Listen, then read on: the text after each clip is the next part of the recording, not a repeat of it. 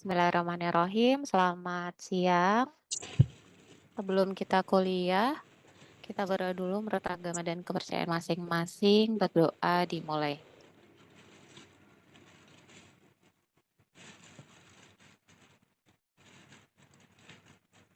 Berdoa selesai. Untuk suara saya apakah terdengar, Dek? Terdengar, Dok.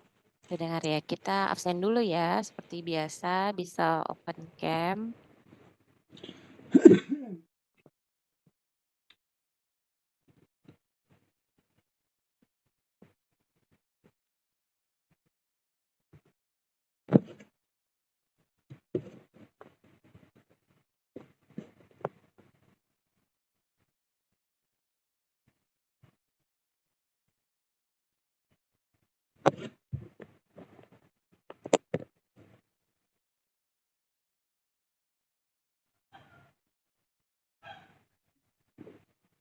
Sudah, ini ada satu screen. 1, 2, 3. Untuk screen kedua, 1, 2, 3. Sudah. Untuk slide saya, apakah sudah terlihat? Terlihat, Dok. Sudah ya. Bismillahirrahmanirrahim. Kita mulai saja.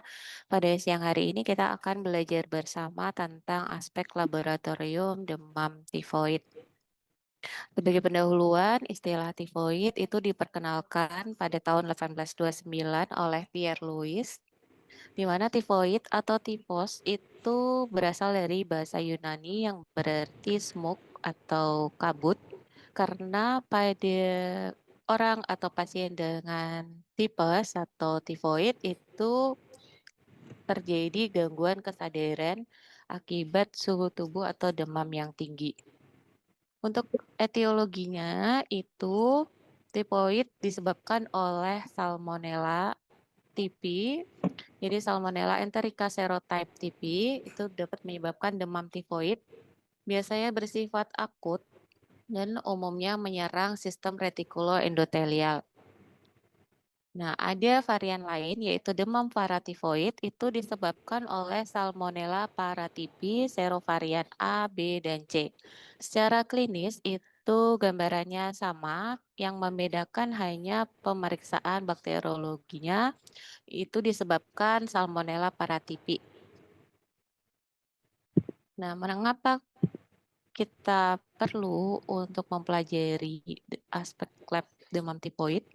Karena demam tifoid merupakan salah satu dari 10 penyakit yang paling sering menyebabkan pasien datang ke rumah sakit.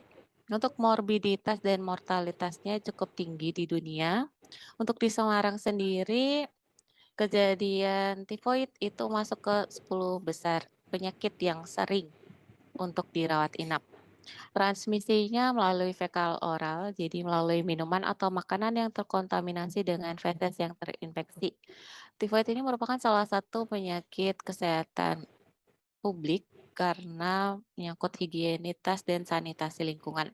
Untuk demam tifoid ini sering dikaburkan dengan tanda dan gejala yang mirip dengan penyakit lain ya. Jadi dia tidak spesifik karena mirip dengan febris akut lainnya ya. Untuk patogenesisnya itu biasanya baru bermanifestasi jika sudah menelan lebih dari 10 pangkat 7 bakteri. Jadi kalau kurang dari jumlah ini dia tidak akan bermanifestasi secara nyata ya. Untuk penularannya tadi melalui jalur fekal oral, jadi bakteri yang masuk itu akan mencapai ke usus kita dan menembus mukosa usus, lalu dia akan masuk ke jaringan limfoid atau Pap-Chiari, nanti dia masuk ke makrofag dan berkembang biak di dalam makrofag tersebut. Nah ini disebut bakteremia primer. Itu terjadi dalam 24 jam, dia akan masuk dan memasuki masa inkubasi 8 sampai Recording in progress. hari, lalu akan terjadi bakteremia sekunder dan akan menyebar. Untuk manifestasi klinisnya mungkin nanti lebih jelas di interna. Jadi dia tidak spesifik. Jadi flu-like symptom, ada demam, nyeri kepala, pusing, nyeri otot, lalu ada gangguan GI tract. Nah, ini bervariasi tiap individu, bisa tidak nafsu makan, mual, muntah. Nah, ini bisa obstipasi atau konstipasi, bisa juga dia diare. Jadi bisa tidak bisa BAB, bisa juga dia malah diare. Lalu pada minggu kedua itu gejala menjadi lebih jelas dan yang khas di sini adalah bradikardi relatif dan typhoid tongue. Untuk bradikardi relatif, biasanya kalau kita itu demam, peningkatan suhu 1 derajat itu akan diikuti peningkatan denyut nadi sebanyak 8 kali per menit. Sedangkan pada tifoid ini dia terjadi bradikardi relatif, jadi peningkatan suhunya tidak diikuti peningkatan denyut nadi. Recording stopped. Selain itu ada yang namanya typhoid tongue, jadi lidah tifoid itu lidah yang kotor di tengah, jadi putih kotor gitu, tapi di tepi dan ujungnya itu merah serta tremor. Nah ini terkadang typhoid yang berat itu bisa ditemukan hepatosplenomegali, meteorismus hingga gangguan kesadaran yang bervariasi, bisa somnolens, stupor, bahkan koma. Untuk komplikasinya, jika tidak diterapi dengan baik, itu dapat menyebabkan komplikasi intestinal maupun ekstraintestinal. Untuk intestinalnya bisa perdarahan, perforasi, atau ileus. Untuk yang ekstraintestinal bisa komplikasi ke kardiovaskuler, darah, paru, hepar, ginjal, tulang, dan neuropsikiatrik. Untuk case definition of typhoid fever, ini berdasarkan WHO itu kita bagi jadi 3. Yang pertama adalah confirmed case of typhoid fever. Jadi dia terkonfirmasi jika demam 38 derajat atau lebih selama lebih dari 3 hari ditambah pemeriksaan kultur positif Salmonella typhi. Nah, ini sangat jarang karena pemeriksaan kultur itu membutuhkan waktu 1 minggu ya, cukup lama.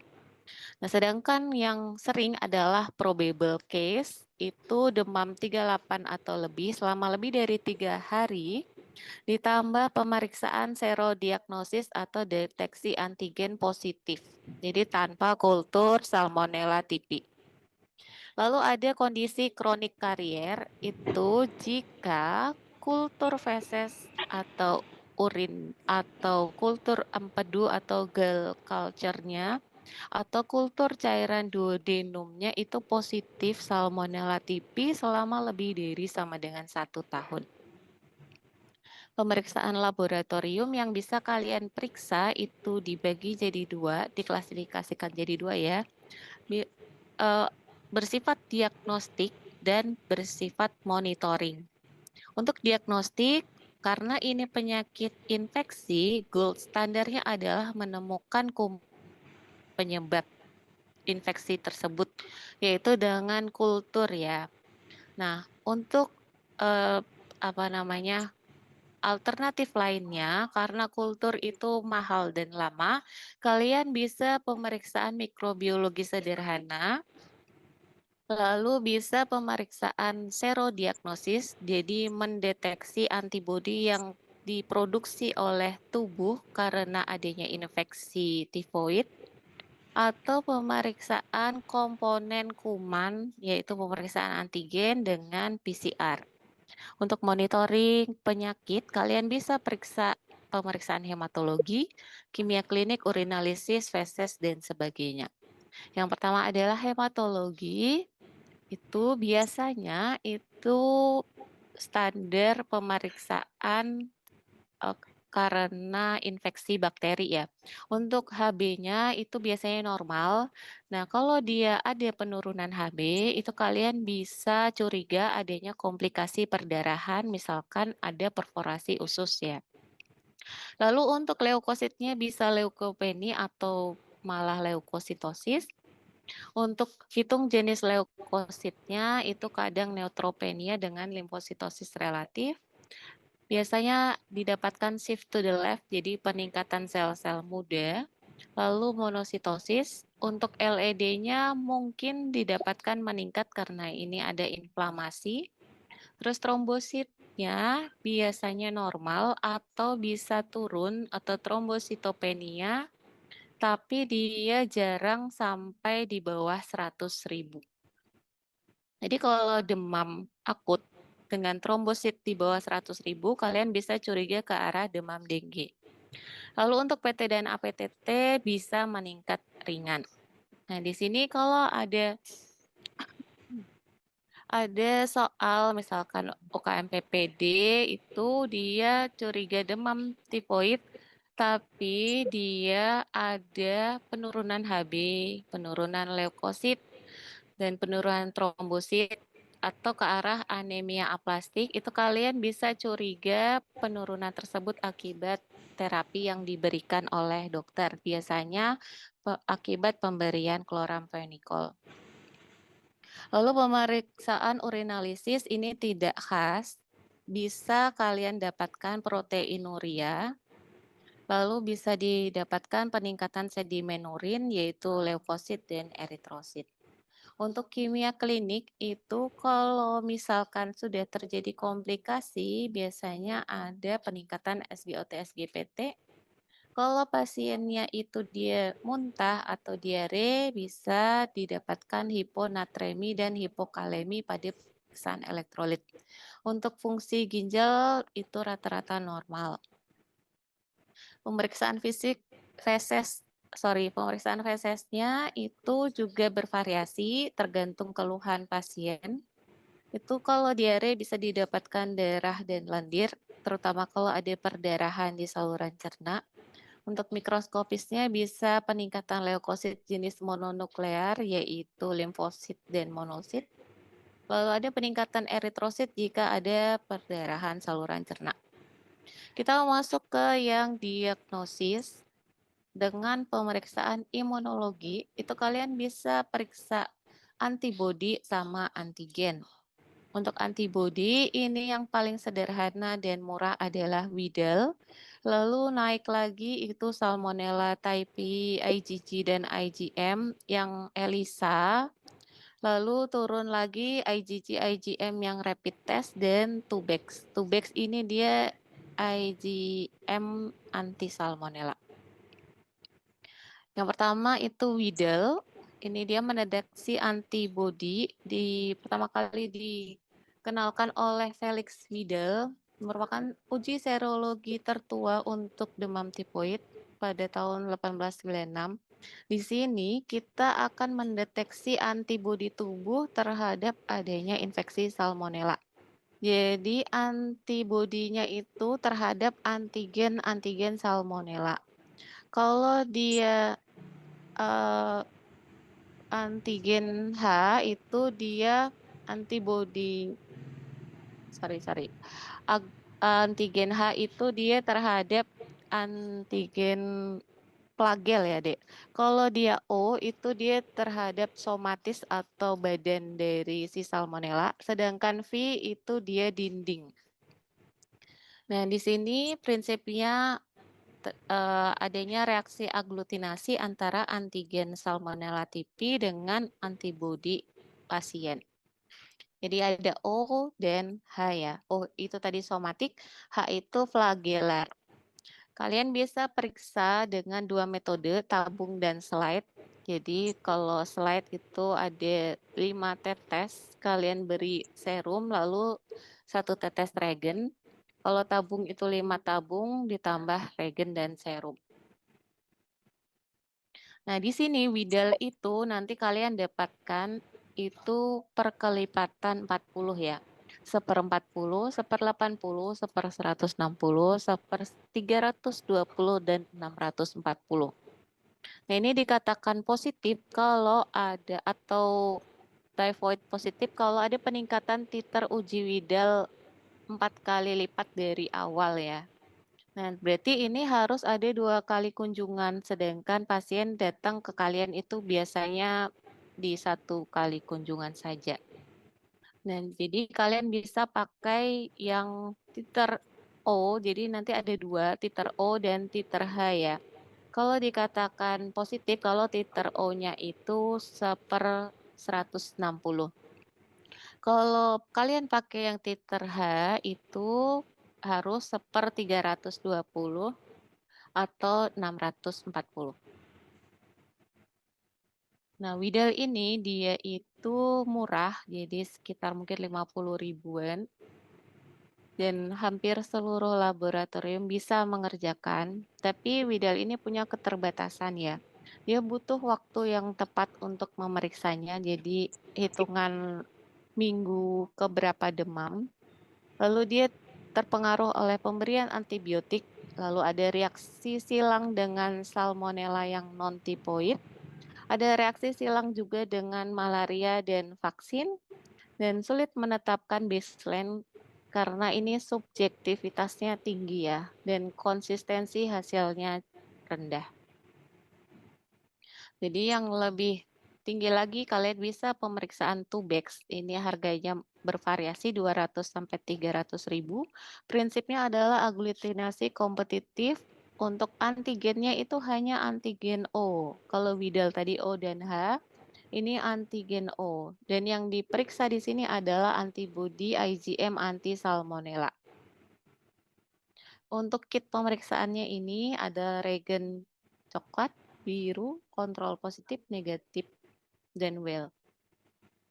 Dia negatif akan menjadi warna merah muda atau pink, sedangkan kalau positif tetap warna biru. Untuk pengerjaannya nanti bisa dibaca. Interpretasi hasil dari Tubex test itu dia kalau kurang dari 2 itu dia negatif. Kalau 3 itu borderline, sebaiknya kalian sarankan untuk pemeriksaan ulang beberapa hari kemudian. Kalau dia 4 sampai 5 itu sudah bisa dikatakan positif, jadi menunjukkan infeksi demam tifoid.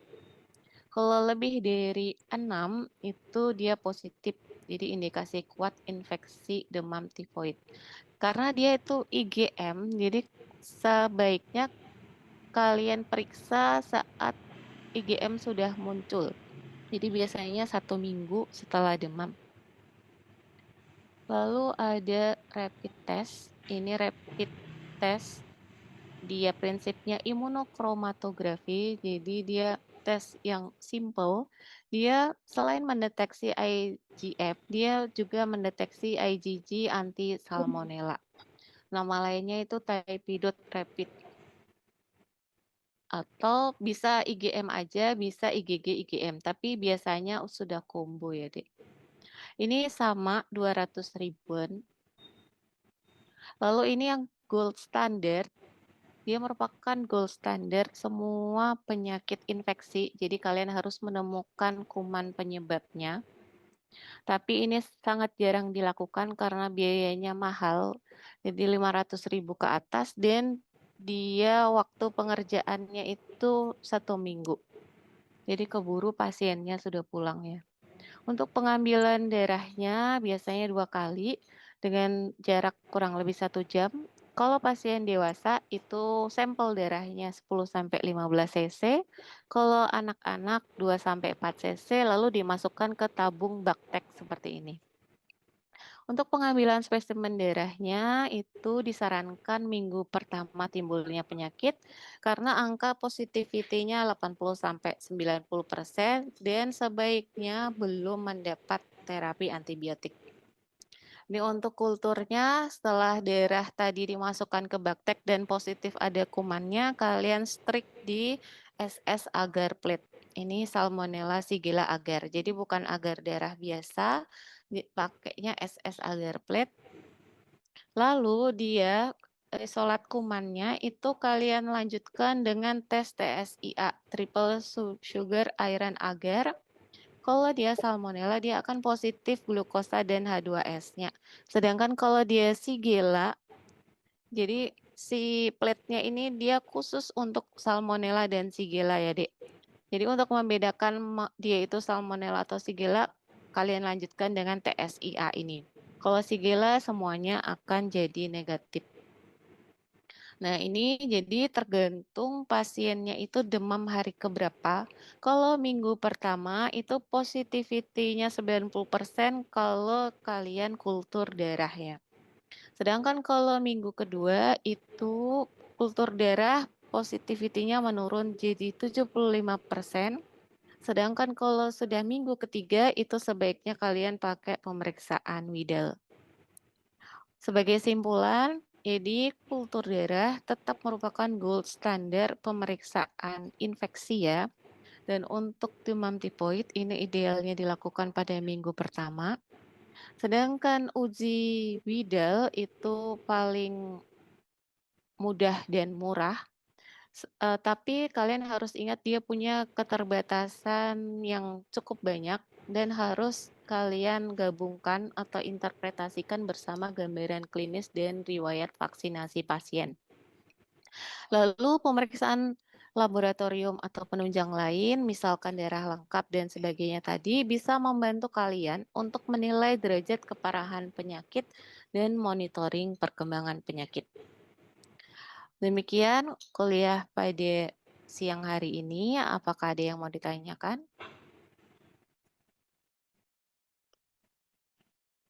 Ini cukup mudah, jadi kalian hafalkan aja untuk minggu-minggu keberapa dia sebaiknya pakai pemeriksaan yang apa.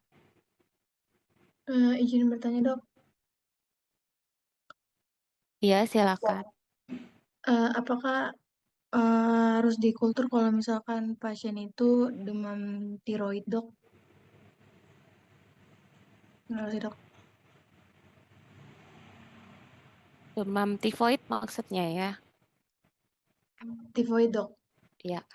Jadi kembali lagi ke tadi, untuk gold standard pemeriksaan infeksi itu kalian pakai kultur darah ya untuk menemukan kumannya itu ada atau tidak. Tapi kalian harus sesuaikan dengan kondisi pasien ya. Kalau misalkan untuk diagnosis cepat, itu kalian sebaiknya tidak pakai kultur karena biayanya mahal, lebih dari 500.000. Dan jadinya itu juga 1 minggu, Dek. Jadi keburu pasiennya sudah pulang ya. Kalau pasien sekarang kan dia maunya praktis dan instan. Jadi sebaiknya kalian pakai yang Tubex atau IgG, IgM tadi, Dek. Gitu. Jadi misalkan kalau untuk kalian sendiri nih atau keluarga kalian itu febris akut, jadi untuk menyingkirkan si tipoidnya kalian bisa pakai yang serologi tadi, bisa IgG, IgM atau Tubex tergantung di rumah sakit tersebut atau klinik kalian itu punyanya pemeriksaan apa. Nah, kalau Widal itu untuk orang Indonesia itu kebanyakan banyak yang positif palsu juga. Gitu. Kalau untuk kultur itu memang gold standard, tapi tidak disarankan kalau untuk diagnosis cepat ya, Dek. Terima kasih, Dok. Iya.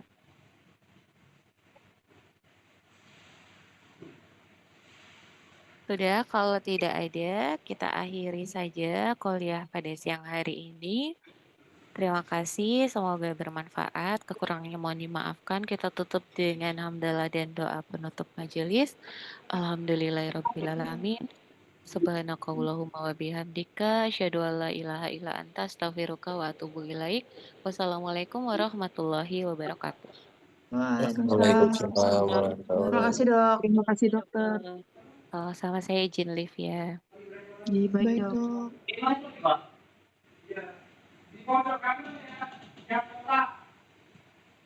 Dok.